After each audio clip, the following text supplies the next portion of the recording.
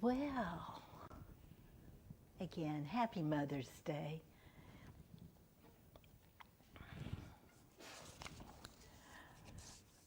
There was, I just happened to see this. Do you guys, I'm not really tech savvy a lot. I can write talks and that sort of thing. But things like on Facebook, sometimes you see things there and you think, oh, this is really good. I have to remember this. And then you go back and it's gone. You know, that somebody. Well, this was one of the things that went poof into the atmosphere or wherever, and but I remembered enough that I wanted to tell you about it to open. There was a group of people at a religious conference that took a project about interviewing kids that was 4 to 8 years old on the question, their answers to what is love. Now they had some preconceived ideas of what the kids would say, and you may get hints of them here, but what really, for all the list that I read, there was definitely deeper thought than they had expected or that I had even expected. So again, from 4 to 8, those things I could remember that I had read before it went poof into the night, I've written down for you to see what you think. These wise gods and young bodies. There was this was an 8-year-old, I remember, who had said this, that his grandmother had gotten arthritis before he was born, he said, so he was 8, you know, and that she couldn't bend over anymore and do her toenails. So her grandpa started painting her toes before he was born. And even when grandpa got arthritis, he still paints her toes. To him, that's what love was. Okay? Mommy gives daddy the best piece of chicken. When you tell a boy that you like his shirt and he wears it for a week. When you want to love more, start with someone you hate. Now, this was from a 6-year-old. Say, I love you more often to others. That's the same 6-year-old. I wish we had more of those adults around. Love is, a girl puts on perfume and a boy puts on cologne, and they go out and smell each other. This is precious too. They all were precious. These are the ones I remembered. Love is like, I think this was an 8-year-old. Love is like Christmas, opening Christmas presents on Christmas, and then stop and listen. Isn't that something? And just listen.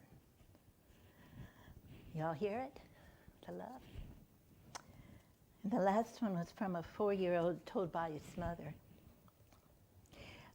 They got home from shopping, the mom and the little boy, 4 years old, and he saw his neighbor out on the front step, it was next door, neighbor crying across the fence. He was crying.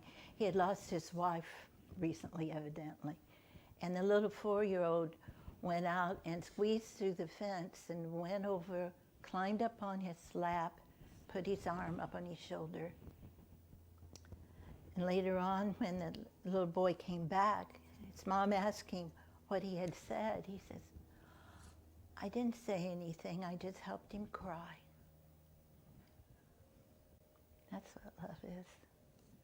You get the idea that before we get all flustered as adults, that there are some wise people in little bodies around, and that's there for us all the time, from God.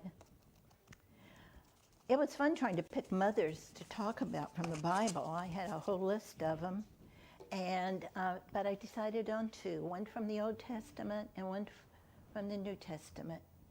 The one from the Old Testament is the time when we're in infancy in our spiritual understanding. We may have been around things or heard things that interested us, but we just hadn't committed to anything yet. Almost like we're afraid to, It's like, what would other people think if they knew I was really thinking about this stuff? Which happened to me way back in the Dark Ages when I found unity. So I got to set the stage for this mother to come into our story. The Israelites were in Egypt, and they were the working class. They were the slaves. They were the hard workers. And the king thought that there were too many Israelites. He was afraid it really was, it depends on which version of the Bible you read, but the king of Egypt or the Pharaoh, either one. They were afraid that the Israelites would join up with an enemy and defeat the Egyptians. So they didn't like that many Israelites around. They were getting too potentially powerful to keep Egypt the way it is, that they wanted it to be, of course. He didn't want to lose the reign or get killed or anything. So he decided to call on two of the midwives for the Hebrews, two Hebrew midwives. Back then they didn't have hospitals like we have. They had midwives that would come in and help with the birthing.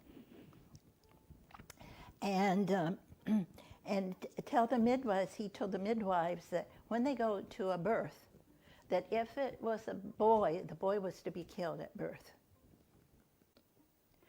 Well, the midwives were God-fearing. Of course, we don't use that term in unity, but respected life. And so they didn't follow so he called them back in when he found out that the little baby boys were still being born. And he said, why aren't you doing this? And they said, well, you don't understand Hebrew women. They're so strong. They're not like Egyptian women. They have their babies before we get there.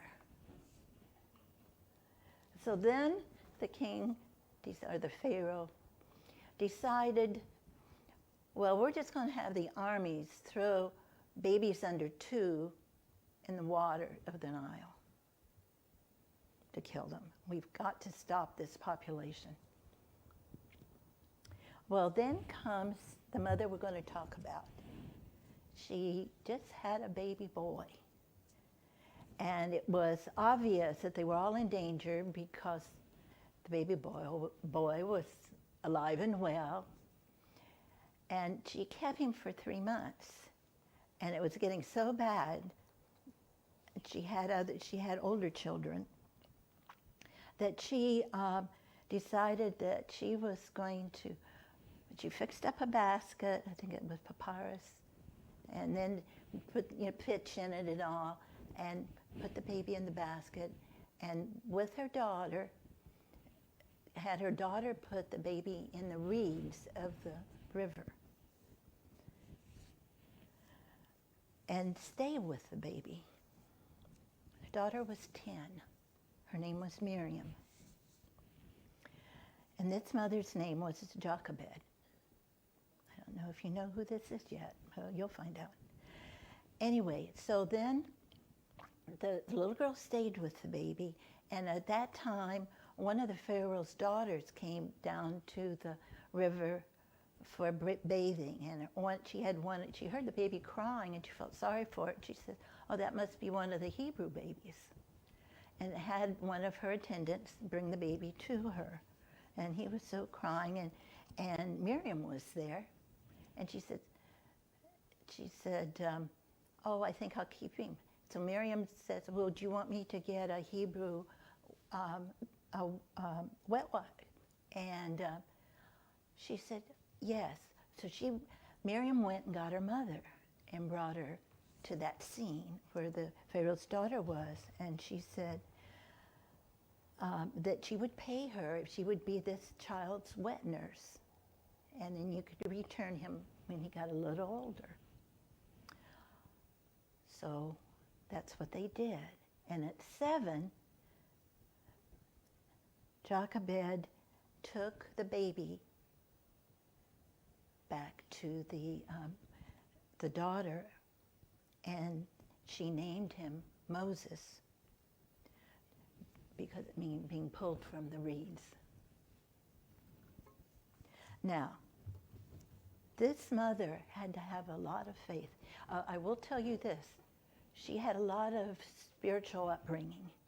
She was of the tribe of Levi, which is the priestly sect back then. And she was, her lineage goes way back in that priestly sect. She had more credentials, essentially, at that time than her husband did for being a leader in that sect. So she had 7 years with her son to overcome the fear. And can you imagine being afraid that not only your baby would be killed, but you all could be killed in your house if they found the baby? And then she trusted the Lord enough to try this, putting the baby in the reeds. You know, I can't imagine doing something like that. But she was going to do anything, and she believed enough that God would work it out. And he did. 7, by the way, means physical completion. Numbers in the Bible have symbolic meanings as well as some of the names. Jochebed, the mother, her name means, it's a Hebrew name meaning the glory of Jehovah. Jehovah multiplies, Jehovah makes great. She believed in that little boy, that baby. Now, when Moses grew up, and one time he was walking among his people, again, he was a prince, you know, in the king's house. And he saw a Hebrew man being beat by an Egyptian. And he got mad and killed the Egyptian and then hid his body, thinking nobody had seen him. Later on, he found out everybody knew in the Hebrew who had killed that Egyptian in the Hebrew group. And he knew his father, or the king, would try to find and kill him. So he ran away to Midian as a country, and he was there for about 40 years. He married and was tending the family's sheep. It was a more communal type living then. And while he was out tending the sheep one day, he heard his name being called. And he went out, and he said, and there was this light in the bush. It looked like a flame, according to the Bible. But the bush wasn't being consumed. And he thought, oh, I gotta go check this out. And he heard his name called again. And it said, Moses says, who are you? Because he couldn't see anybody. Now, sometimes in our own lives, we have visions or we think something, but we can't make sense out of it because it doesn't fall into our realm of comprehension at that time. Some people would just ignore it, and many times we ignore it until one time something happens in our life that transforms us. It catches our attention. I heard that this morning in the Sunday school lesson, people commenting. Something will catch your attention, and this image or this awareness within himself, there was something to listen to. And he says, who are you? He says, I am the God of Abraham, Isaac, and Jacob. And he says, I want you to release the people get the people out and save the people, the Israelites, from Egypt, bring them out. And Moses said, more or less, you hear him arguing with this voice, this concept. And how many times do we do that? Argue with things that come in that we're saying, he complained about, I'm not good at speech, and you know, I've always not been able to speak well. And he said, then we'll use your brother Aaron. He wouldn't let him get out of it, and he kept saying, well, because Midian and Egypt have multiple gods, well, who should I say you are? You know, well, you can tell the Israelites, they'll understand, I am the God of Abraham, you know, Isaac and Jacob. And he says, and I am that I am who I am the living God, that which I have always been. If you want to read that story, it's in the first 2-3 chapters of Exodus. Now, Jochebed had always taught Moses that there was only one God, but Egypt and Midian had multiple gods. So the Israelites understood the one God concept. So he got Aaron and Moses back together. Now, Moses had been out there 40 years, you know, herding sheep and all of that. So he needed Aaron for help. But Jochebed had to teach her children to respect must have taught her children, Miriam and Aaron, to respect Moses, even though he got the good life eventually, you know, because they were with him bringing the people out of Israel and were very active in the ministry. And so that bond had to be built when they were young. And it goes to show us we don't always know what's going on in our subconscious that bring us to the awareness to bring what is unconscious into the conscious level when it comes to a spiritual idea. And the idea that we're talking about today is the place where these ideas are birthed, and that's the I am in us. I'm completely off my notes, so. In the Metaphysical Dictionary, I am means it's God's name within each of us. It's the indwelling Christ, the true spiritual man whom God made in his image and likeness.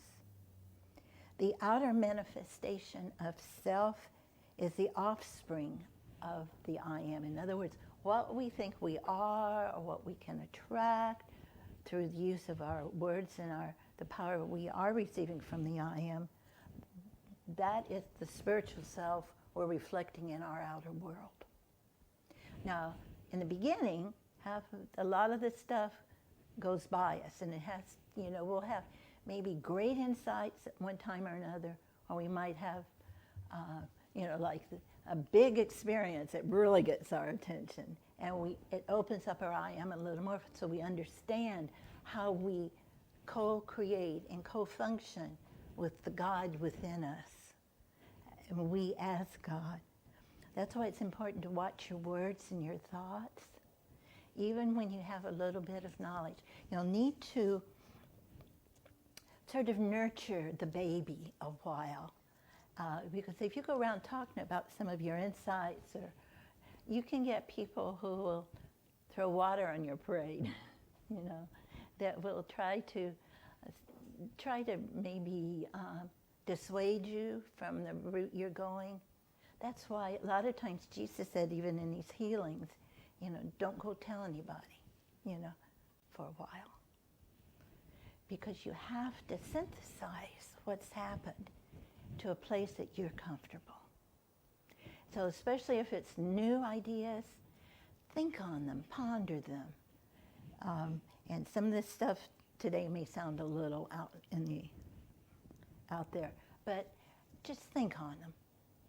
God will show you the way. because you're one and the same. Charles Fillmore used the impression of an ocean with eddies. The eddies are separate, but they're still part of the ocean. We are the individualized expression of God as us in our world. We are the eddy, and as we let out, it affects the world around us and the world around us.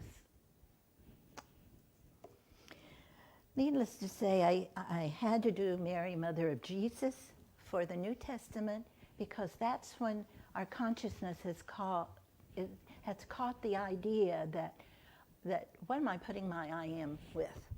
Am I saying I am angry?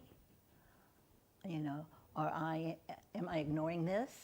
Or am I loving? Am I trying to be kind? Trying to expand it. Let's just start with this virgin birth. Now, this is a stumbling block for a lot of people, thinking that Mary was didn't have male female, and we're really into balancing the feminine and masculine in unity. But it doesn't really matter.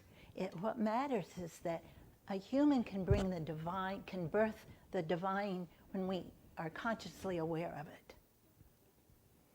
Do you see the different from Old Testament? We just sort of cope with what's happening, using what we've learned and are practicing, nourishing where we are. But then it won't let you stay there. You're going to grow. You're going to grow. So you're birthing the divine, whether or not you see the impetus for it. It's there because your I am, the Christ within, is within you. I want to tell you that some of the latest, well, I won't say the latest because it depends on how old you are, but that they think Mary and Joseph and her cousin Elizabeth, who was the mother of John the Baptist, were a member of a group of Israelites called the Essenes.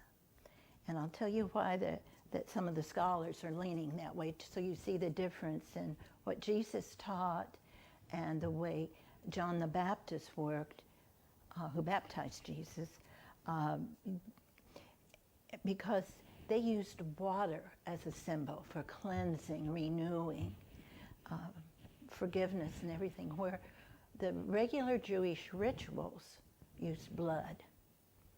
They did a lot of sacrificing of animals. But the Essenes didn't. The Essenes didn't.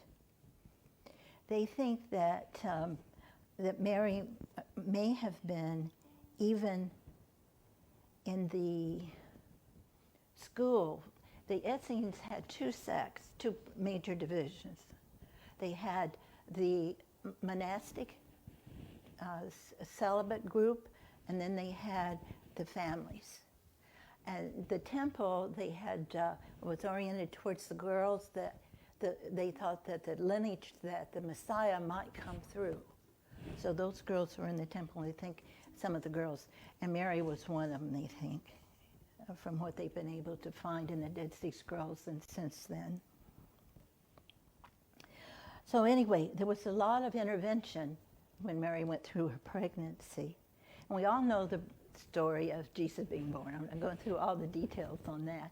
But it was, when the birth came, it was peaceful and beautiful, and even the shepherds got in on it. So, and then the next time Mary was mentioned after the birth was when Jesus was 12, and they had been visiting the temple. And the temple, he was talking with the priests and such, and his mother came and told him that they were leaving to go back home. And about 3 days later, they had been hunting for him. Well, he was still in the temple. And she got mad, and he scolded him because he was to be with them. And he says, this is 12, which means spiritual completion. It's a spiritual number. He said, he announced his mission to his mother by saying, Woman, did you not know that I must be in my Father's house? Did you not know I must be in my Father's house at 12? He declared independence, and then they went home. And during the quotes, it was the lost years, but it sounds pretty busy from the newer research, that that's when Joseph taught him how to be a carpenter during that time. The next time we hear about Mary is the wedding at Cana. It was the first public appearance of one of Jesus' miracles, when he turned the water into wine. Mary asked Jesus to do it because she saw, mothers always got their hand on what's going on in a party, especially at a wedding. She goes to Jesus because they're about ready to run out of wine.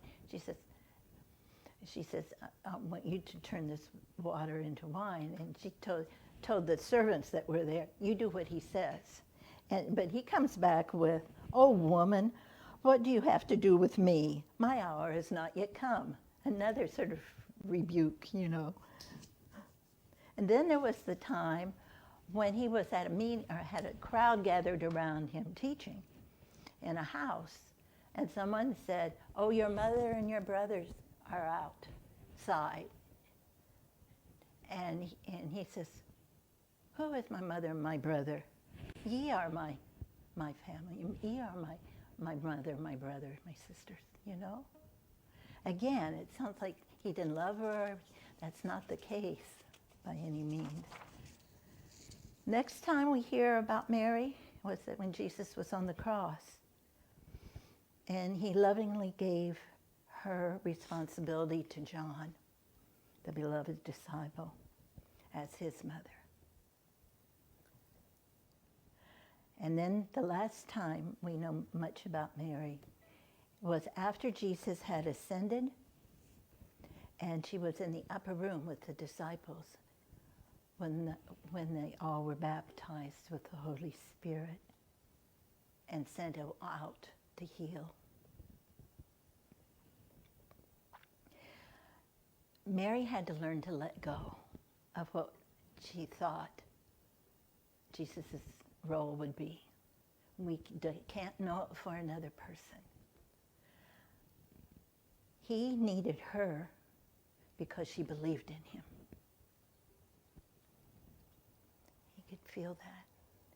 It was love. It was the true love. That's why I read some of those little things that the children say. They're wise, they're beyond their bodies. And it really, a mother has to learn to free their children or their loved ones, the one that they're a mother figure for. But a mother also, we all have the feminine part of us that birth ideas, that birth projects, and sometimes it's not happening the way we think they should happen, and we need to let it go so we can be filled with what's the next step. Is that making some sense?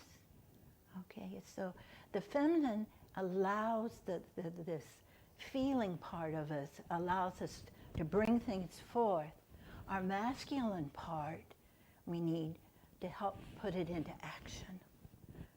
The thinking and the reasoning it through. That's why sometimes we have to take time with some of the things that happen to us and put the I am in there.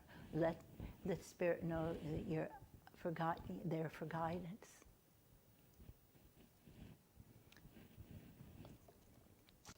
So we birth the I am through the I am. Now, it means the same as the Christ within. There's a lot of names. Jesus called the I am Father. It was that intimate relationship, father-son relationship. And again, it was a patriarchal society. But now we know it indwells all people, and we're talking about the balancing of the masculine and feminine as we grow in spirit. We need the emotions, we need the not being afraid of it, but then use the masculine, especially our powers. There's masculine and feminine of the 12 powers, and you can match them up because it can help us as we go through life and grow in spiritual understanding. Charles Fillmore says, the power of the I am can also be used adversely. We have the power and we co-create, but sometimes we don't make good decisions. And it says, when it is used for seeking happiness through sense pleasure, this is sin or missing the mark, and the wages are pain, sickness, poverty, and death. Think, I am in harmony with God mind. Will help alleviate when you find yourself going down the road track.